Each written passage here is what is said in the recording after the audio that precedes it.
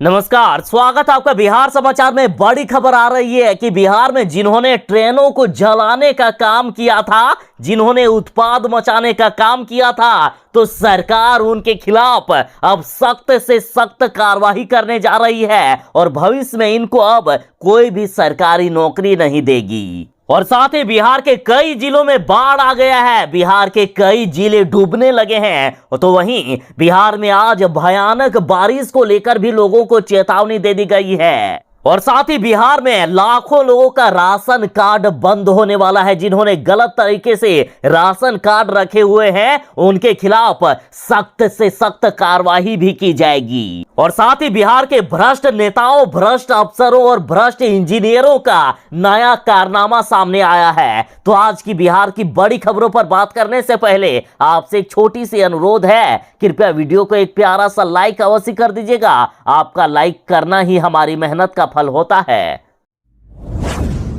यदि आपके पास ration card है तो आपके लिए जरूरी खबर है, बिहार में राशन कार्ड बंद हो रहे हैं। जो लोग अवैध तरीके से राशन कार्ड रखे हुए हैं, जिनका पक्का मकान है या फिर घर में गाड़ी है या सरकारी नौकरी है किसी का, या फिर आयकर रिटर्न्स भरते हैं और उसके बाद भी राशन कार्ड रखे हुए हैं, तो इन लोगों के खिलाफ अब कार्रवाई करना शुरू कर दिया गया है। और बिहार के हर जिलों में कार्रवाई शुरू हो रही है। छपरा की बात करें तो छपरा में 23,809 राशन कार्ड किए जाएंगे रद्द। राज्य खाद्य आयोग के चेयरमैन ने निर्देश दे दिया है, कहा है कि अवैध लोगों के खिलाफ अब कार्रवाई भी शुरू कीजिए। साथ ही बता दूं कि पूरे जिले में 5.6 लाख है राशन कार्डधारी। तो आखिर किसका किसका राशन कार्ड रद्द होगा और किसके खिलाफ कार्रवाई होगी? तो देखिए, जिनके पक्का मकान है या घर में गाड़ी है, गाड़ी का मतलब 4 पहिया वाहन की बात हो रही है, 2 पहिया वाहन रख सकते हैं। और साथ ही घर में यदि सभी सुख सुविधाएं हैं, उसके बावजूद यदि कोई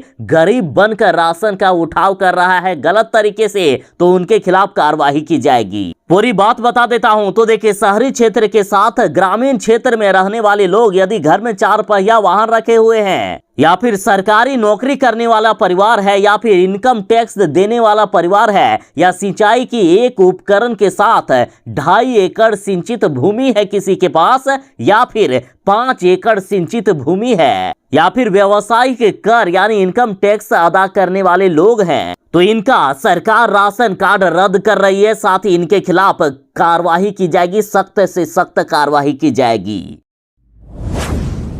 अग्निपथ योजना के विरोध में बिहार में जिन्होंने भी ट्रेनों को जलाने का काम किया, जिन्होंने बिहार को जलाने का काम किया, जिन्होंने स्टेशनों को जलाने का काम किया, उनको लगातार बिहार सरकार पकड़ रही है, लगातार लोगों की गिरफ्तारी हो रही है। सरकार का कहना है कि किसी को भी नहीं छोड़ा जाएगा। और इधर खुलासा हुआ है कि पटना जंक्शन पर भी 18 को ट्रेन जलाने की तैयारी थी। अब तक 90 की पहचान हो गई है और 40 लोगों को जेल भेज दिया गया है, जिन्होंने पटना में ट्रेन जलाने की कोशिश की थी। लगातार साइबर सेल व्हाट्सएप ग्रुप के द्वारा लोगों को गिरफ्तार कर रही है और अब तक कई लोगों पर एफआईआर कर दिया गया है। 1551 से भी ज्यादा आरोपितों को गिरफ्तार कर लिया गया है। और जो भी उपद्रवी पकड़े गए हैं, किन्हीं का कोई भी सरकारी नौकरी नहीं मिलेगा। और सरकार का कहना है कि जो भी उपद्रवी पकड़े गए हैं, अब उनको अग्निपथ क्या किसी भी पथ में कोई भी सरकारी नौकरी नहीं मिलने वाली है। देखिए, विरोध प्रदर्शन खराब चीज नहीं है, ये तो हमारा लोकतांत्रिक अधिकार है। विरोध कीजिए, लेकिन विरोध जैसा ऐसे देश को जलाकर नहीं, ऐसे बिहार को जलाकर नहीं। जिन्होंने उत्पाद मचाने का काम किया उनको सरकार अब नहीं छोड़ेगी। सरकार का कहना है कि इनका ऐसा प्रमाण पत्र अब बना देंगे कि सरकारी नौकरी तो छोड़िए, इनको प्राइवेट नौकरी भी नहीं मिलेगी। एक तरह से समझिए कि जिनकी गिरफ्तारी हुई है या जिन पर एफआईआर हुआ है, सोचिए उनकी पूरी जिंदगी बर्बाद। उनको अब जिंदगी में कोई भी सरकारी नौकरी नहीं मिल पाएगा, क्योंकि कैरेक्टर सर्टिफिकेट पर उनका दाग लगेगा। लेकिन विपक्ष वाले लगातार मांग कर रहे हैं, साथ ही आंदोलन भी किया जा रहा है कि जिनकी गिरफ्तारी हुई है जल्द ही उन्हें बिना शर्त रिहा किया जाए।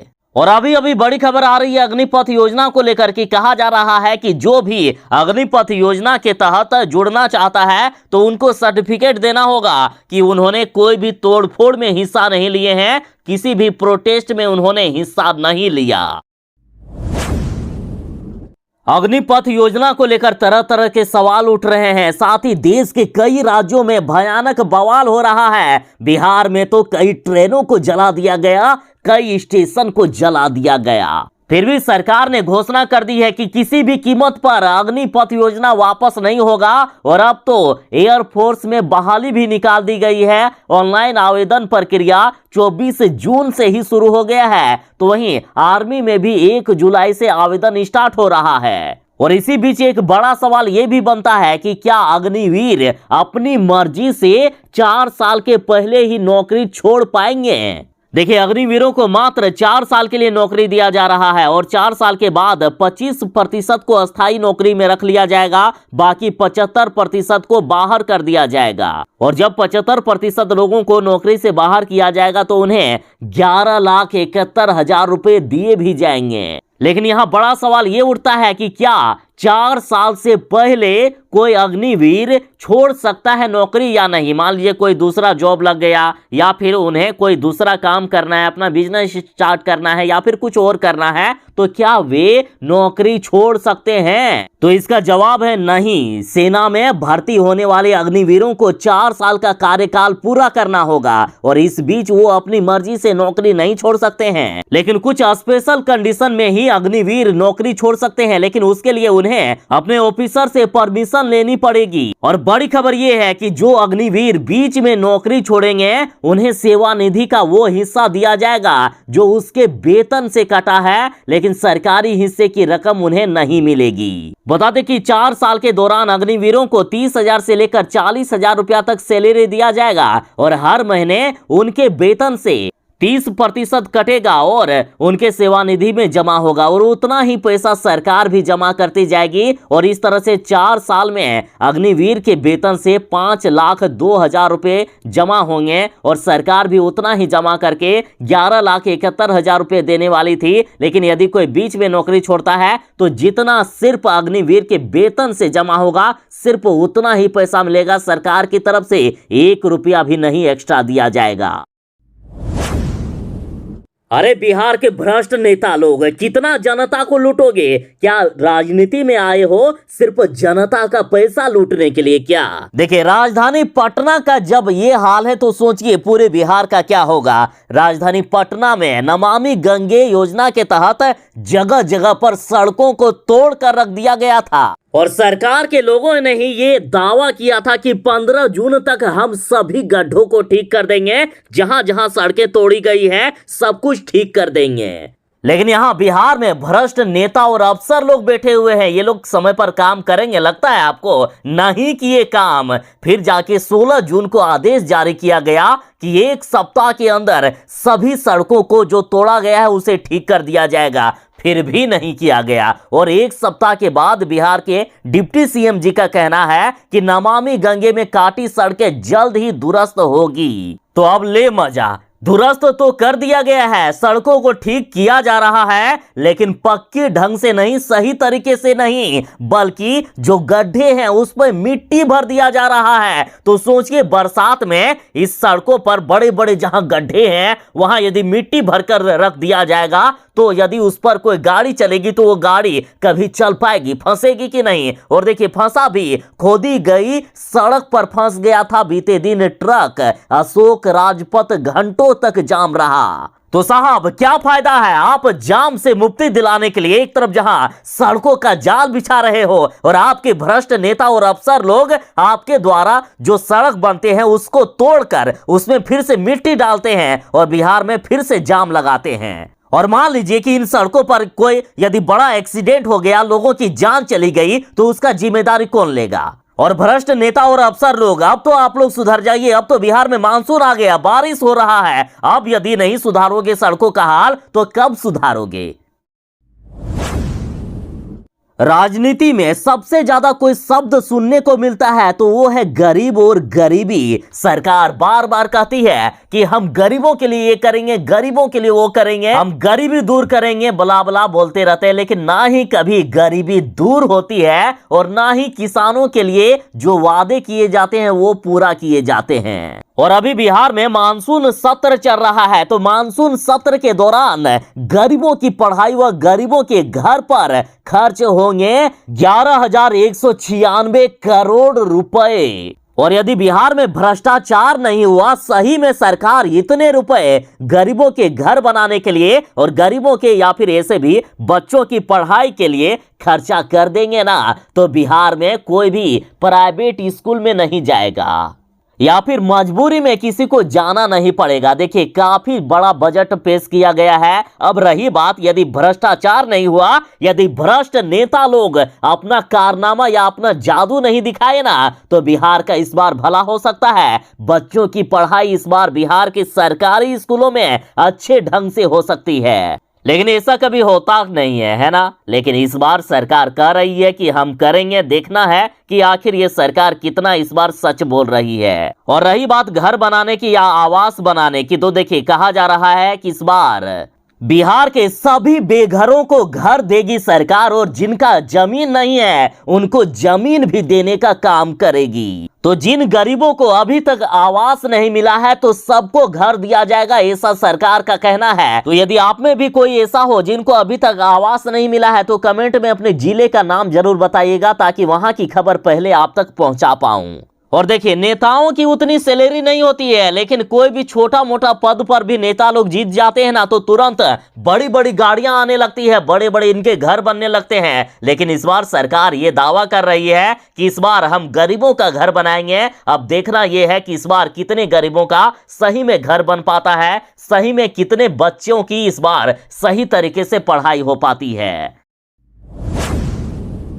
बिहार में फिर से वही डरावने दिन आ गए हैं। बिहार में फिर से बाढ़ आ गया है। कई जिले बिहार के डूबने लगे हैं। बिहार में डराने लगी है कोसी सीमांचल जैसी नदियां, और बिहार के कई जिलों में बाढ़ का खतरा मंडराने लगा है। खास करके कोसी और सीमांचल के इलाकों में बाढ़ का पानी निचले इलाकों में प्रवेश कर गया, जिससे लोगों का अब पलायन हो रहा है। लोग घर द्वार छोड़कर भागने को मजबूर हो रहे हैं। बिहार में एक बार फिर से खेत खलिहान लोगों के डूबने लगे हैं। बिहार में नदियों का जलस्तर लगातार बढ़ता जा रहा है। बिहार में खैर अभी बारिश थोड़ा कंट्रोल में है, लेकिन नेपाल में जितना बिहार में कम बारिश हो रही है, उससे कई गुना ज्यादा बारिश नेपाल में हो रही है। और नेपाल में हो रही भारी बारिश के कारण नेपाल लगातार बिहार में भारी मात्रा में पानी छोड़ रहा है, जिसके कारण बिहार की कोसी, बागमती, कमला बलान सहित कई नदियां उफना गई है। कई नदियां खतरनाक हो गई है।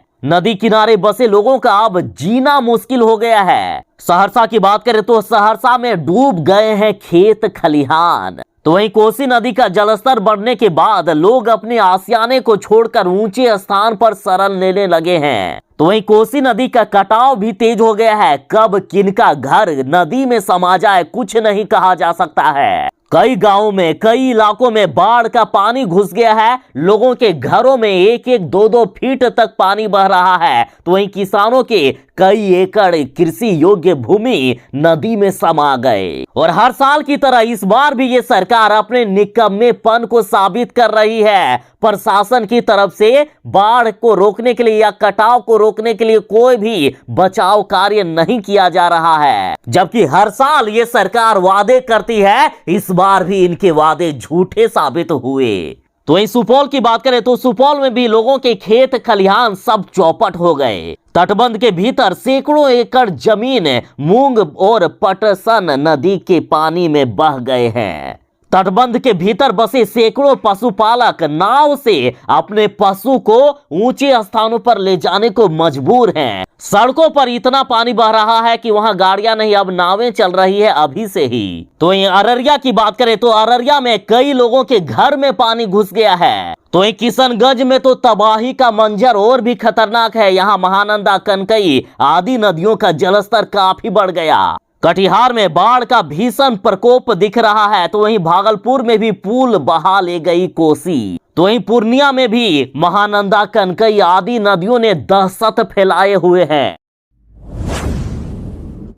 बिहार में एनडीए गठबंधन में अब दम नहीं रहा है। लगातार बीजेपी और जदयू के बीच दूरियां बढ़ती ही जा रही है। और एक दूसरे के काले कारनामों को बताने के लिए अब विपक्ष की भी जरूरत नहीं है, एक दूसरे की ये लोग खुद टांग खींच रहे हैं। और अब तो मुख्यमंत्री नीतीश कुमार जी के राज को महाजंगल राज बता दिया गया है। देखिए, आरएसएस के मुख्य पत्र में मुख्यमंत्री नीतीश कुमार जी के राज को महाजंगल राज बताया गया। कहा गया कि नीतीश कुमार ने फिर से बिहार में जंगल राज ला दिए हैं और बिहार में देश को सबसे फिसड्डी बना दिया है। देश में यदि किसी राज्य की सबसे खराब स्थिति है तो वो बिहार की है और मुख्यमंत्री नीतीश कुमार जी ने ऐसा कर दिया। दरअसल आरएसएस यानी राष्ट्रीय स्वयंसेवक संघ के मुख्य पत्र ऑर्गेनाइजर में छपे एक लेख में बताया गया कि नीतीश कुमार के शासनकाल में ताबड़तोड़ बढ़ते अपराध से जंगल राज की वापसी हो गई है और जदयू वाले अब तो बीजेपी को भी बदनाम कर रहे हैं। कहा गया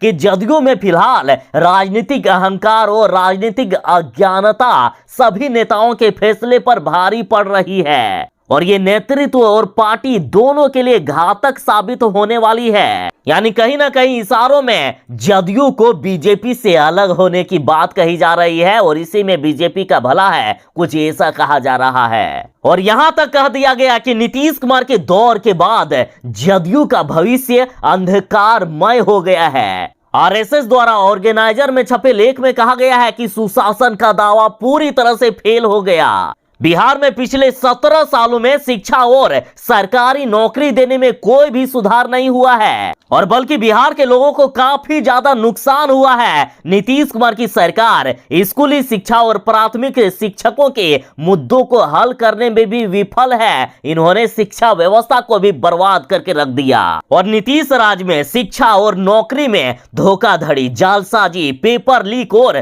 प्रशासनिक भ्रष्टाचार के लगातार मामले सामने आ रहे हैं और सरकारी स्कूल में लड़कियों का शौचालय उपलब्ध कराने में देश में बिहार की स्थिति सबसे खराब है। चाहे शिक्षा हो, बेरोजगारी हो या अन्य मुद्दों में, सब में बिहार सबसे खराब है और ये नीतीश कुमार जी ने कर दिया है। और सुनिए, राज्य की कम से कम 33.7% आबादी गरीबी रेखा के नीचे है और पूरे देश में 29 राज्य बिहार से बेहतर स्थिति में है।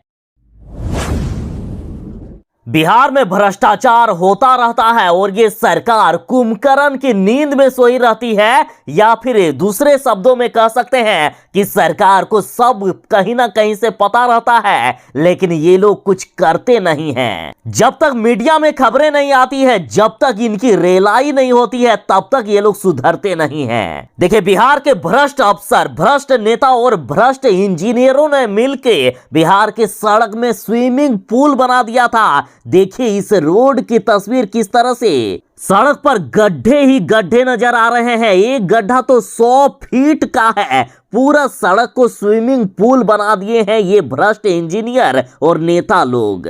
और ये एक दिन की बात नहीं है, बल्कि 7 सालों से जर्जर पड़ी है ये सड़क। 2015 के बाद से ही सड़क पर गड्ढे हैं और ना जाने कितने नेताओं के गाड़ियां इस सड़क से गुजरी होगी। दरअसल ये मामला है बिहार के मधुबनी में NH 227 का। और जब सरकार की रेलाई हुई, जब मीडिया में ये खबर सामने आई, तब जाकर बिहार सरकार ने 2 इंजीनियरों को सस्पेंड किए हैं, 2 को बर्खास्त किए हैं और चीफ इंजीनियर को नोटिस भेजा गया। मतलब सोचिए ना किस तरह का भ्रष्टाचार होता है बिहार में। पिछले 7 सालों से ये सड़क टूटी हुई थी, इस सड़क पर गड्ढे बने हुए थे, लेकिन सरकार जानबूझकर कुछ नहीं कर रही थी। और ये सुशासन का दावा करते हैं, ये दावा करते हैं कि हम काम करने वाले लोग हैं। ये लोग पक्की सड़कों का जाल बिछाने की बात करते हैं और देखिए बिहार की सड़कों का हाल। और जब मीडिया वाले इसकी रेलाई करते हैं, तब जाकर इसकी नींद टूटती है, तब जाकर ये लोग कुछ काम करते हैं। ना जाने इस सड़क पर कितने हादसे हुए, ना जाने कितने लोगों के पैर हाथ टूटे, ना जाने कितने लोगों की जान गई, लेकिन सरकार को एक बार भी फर्क नहीं पड़ा। स्थानीय लोगों का कहना है कि हमने कई बार सड़क निर्माण को लेकर आवाज उठाई है। बरसात में इस सड़क पर चलना मुश्किल हो जाता है, हमारे घरों में पानी घुस जाते हैं। हमने सरकार को कई बार इसके लिए कहा, लेकिन कोई कार्रवाई नहीं हुई। आखिर जिसका डर था वो घड़ी आ ही गई है। बिहार में भयानक बारिश होने वाली है, वो भी एक दो जिले नहीं बल्कि बिहार के सभी जिलों को चेतावनी दी गई है। पूरे राज्य में गरज तड़क के साथ येलो अलर्ट जारी कर दिया गया है, यानी बिहार में तेज वज्रपात के साथ बारिश होने वाली है और लगातार बिहार में लोगों की मौत हो रही है वज्रपात से। अतः मौसम विभाग का कहना है कि जब मौसम खराब हो कृपया घर से बाहर ना निकलें, पक्के मकान की शरण में चले जाएं। और खास करके किसानों से कहा गया है कि जब मौसम खराब हो कृपया खेत में ना रहें। और वैसे तो बिहार के सभी जिलों में बारिश होने की बात कही गई है, लेकिन बिहार के कुछ जिले ऐसे हैं जहां भयानक बारिश होने वाली है और ये जिले हैं बिहार के मधुबनी, सुपौल, किशनगंज, अररिया, बक्सर, भभुआ, रोहतास, औरंगाबाद, सिवान, गया, मधेपुरा, सुपौल, वैशाली, कटिहार, पूर्णिया, पूर्वी चंपारण, पश्चिमी चंपारण, सीतामढ़ी, शिवहर, मधुबनी, सुपौल, मधेपुरा, अररिया और कटिहार के साथ बिहार के अन्य जिलों में भी बारिश होने की बात कही गई है। अतः जरा सावधान रहिएगा। बिहार सरकार ने किसानों के लिए एक ऐसी योजना ले आए हैं ना, जिसे सुनकर यदि आप किसान हो तो आप भी खुशी से झूम उठोगे। जिस तरह से हम ओला कार या फिर उबर कार बुक करते हैं ना, तो उसी तरह से किसान जो भी उनको यंत्र का जरूरत होगा उसका बुकिंग कर सकेंगे। एक ऐप बनाया जा रहा है, ऐप के द्वारा यदि आपको ट्रैक्टर की जरूरत है या अन्य कोई भी कृषि यंत्र की जरूरत है, आप बुक कर सकते हैं। और इसके लिए बिहार में पहले चरण में 2927 पैक्सों में कृषि यंत्रों का बैंक बनाया जा रहा है। तो रही बात की कब से बुकिंग कर सकेंगे, तो देखिए इसकी बुकिंग के लिए जुलाई से ऐप की सुविधा मिल जाएगी। जुलाई से किसान जो भी उनको यंत्र चाहिए उसकी बुकिंग कर सकेंगे और बुकिंग करने के साथ ही कब आपको वो यंत्र मिलेगा उसका टाइम भी बता दिया जाएगा। जैसे ही ऐप लॉन्च होगा, ऐप को आप प्ले स्टोर से भी डाउनलोड कर सकेंगे। अब रही बात कि इसमें नया क्या है, यंत्र तो हम दूसरे जगह से भी ले सकते हैं। जैसे ट्रैक्टर की जरूरत पड़ी तो ट्रैक्टर किसी भाड़े में भी ले सकते हैं किसी दूसरे से, लेकिन यहां आपको काफी सस्ते दर पर दिया जाएगा। सरकारी रेट पर सभी यंत्र दिए जाएंगे। कहते हैं ना कि किसान देश की शान है। किसानों के लिए हम कितनी बड़ी बड़ी बातें करते हैं, लेकिन बिहार सरकार ने किसानों के लिए बड़ा काम करके दिखा दिया है। बिहार के भ्रष्ट नेता, अफसर और इंजीनियरों ने बिहार को बर्बाद करके रख दिया है और इस बार बिहार को बाढ़ में डुबाने का काम भी ये भ्रष्ट नेता, अफसर और इंजीनियर लोग करेंगे। और अभी से ही इनके कारनामे शुरू हो गए हैं। देखिए मधुबनी जिले में जल संसाधन मंत्री के घर से कुछ दूरी में ही टूट गया है तटबंध, जिससे किसानों की हजारों एकड़ में लगी फसल बर्बाद हो गई। और ये बिहार में भीषण बाढ़ के पानी को रोकने के लिए ये तटबंध बनाया गया था, लेकिन थोड़ा सा क्या पानी नहीं भरा कि ये तटबंध टूट गया। तो सोचिए कितना घटिया तरीके से बनाया गया था इस तटबंध को कि थोड़ा सा पानी तक ये बर्दाश्त नहीं कर सका और किसानों की हजारों एकड़ में लगी फसलें बर्बाद हो गई। देखिए मधुबनी जिले में झांझरपुर अनुमंडल के हररी गांव में बीते दिन तटबंध टूट जाने से कई किसानों के खेतों में पानी घुस गया, हजारों एकड़ में लगी फसलें बर्बाद हो गई। और नहर को टूटने का कारण कार्य की मानकता में कमी बताया जा रहा है। और यहाँ के लोग भी अब आश्चर्य में है कि आखिर इतनी जल्दी कैसे टूट गया। कितना घटिया तरीके से बनाया गया था कि ये इतने पानी को भी बर्दाश्त नहीं कर सका।